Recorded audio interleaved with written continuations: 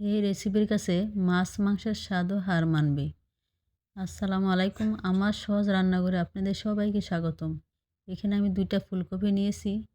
এখানে আমি এগুলা কেটে নেব সুন্দর করে। ফুলকপিগুলো কেটে নিলাম, শুধু ফুলগুলা নিছি, ডাটা টোটা কিছু নেই। এখন আমি দিয়ে দেবো এখানে হালকা কুসুম গরম পানি। কুসুম গরম পানি দিয়ে কিছুক্ষণ ভিজিয়ে রেখে দেবো 20 মিনিট, তাহলে ভিতরে যে পোকা থাকে ওগুলা বের হয়ে আসবে।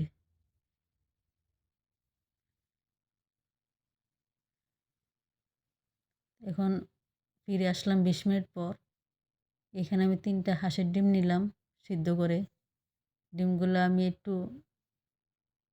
হালকা কেচে নেব যেন ভিতরে মশলাগুলো ভালোভাবে ঢোকে। এখন চলে আসলাম চুলাতে, একটা কড়াই বসে দিচ্ছি, দিয়ে দিচ্ছি একটু তেল, তারপরে একটু লবণ। এখন ডিমগুলো ভেজে নেব, একটু হলুদ গুঁড়া দিয়ে দিলাম, দিয়ে সুন্দর করে হাঁসের ডিমগুলো ভেজে নেব। ভাজা হয়ে গেছে, এখন উঠিয়ে নিলাম। এখন আর একটু তেল দিয়ে দিচ্ছি, দিয়ে আমি ফুলকপিগুলো ভেজে নেব। একটু লবণ হলুদ দিয়ে সুন্দর করে ফুলগুলো ভালোভাবে ভেজে নেব, তাহলে রেসিপিটা খুব মজা হবে। ভাজা হয়ে গেছে, আমি এখন ফুলগুলো উঠে নেব।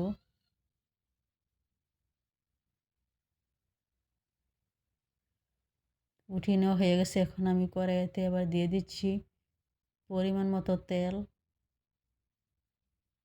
1 চামচ আস্ত জিরা,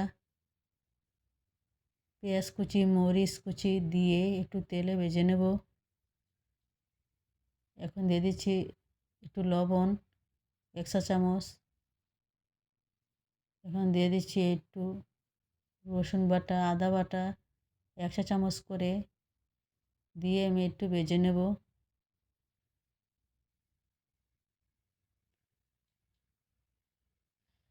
তো ভেজে নেওয়া হয়ে গেছে, এখন আমি দিয়ে দিচ্ছি 1 চা চামচ হলুদের গুঁড়া, 1 চা চামচ মরিচের গুঁড়া, 1 চা চামচ ধনিয়ার গুঁড়া, 1 চা চামচ জিরা বাটা, একটু গরম মশলা বাটা 1/2 চা চামচ। তারপরে একটু পানি দিয়ে সুন্দরভাবে কষিয়ে নেব। ঢাকনা দিয়ে কষিয়ে নিলাম। এখন একটু নেড়ে চেড়ে একটু কষিয়ে নেব। তো মশলাটা কষানো হয়ে গেছে, এখন আমি ভেজে নেওয়া ফুলকপিগুলো দিয়ে দিচ্ছি, দিয়ে মশলার সাথে একটু নেড়ে চেড়ে কষিয়ে নেব। এখন ঢাকনা দিয়ে একটু কষিয়ে নেব। ঢাকনা উঠিয়ে আমি একটু নেড়ে চেড়ে কষিয়ে নেব।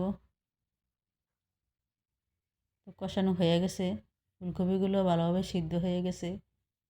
এই পর্যায়ে আমি একটু দিয়ে দেবো পরিমাণ মতো ঝোল, আর একটু সিদ্ধ হওয়ার জন্য, দিয়ে আমি ঢাকনা দিয়ে ঢেকে দেব।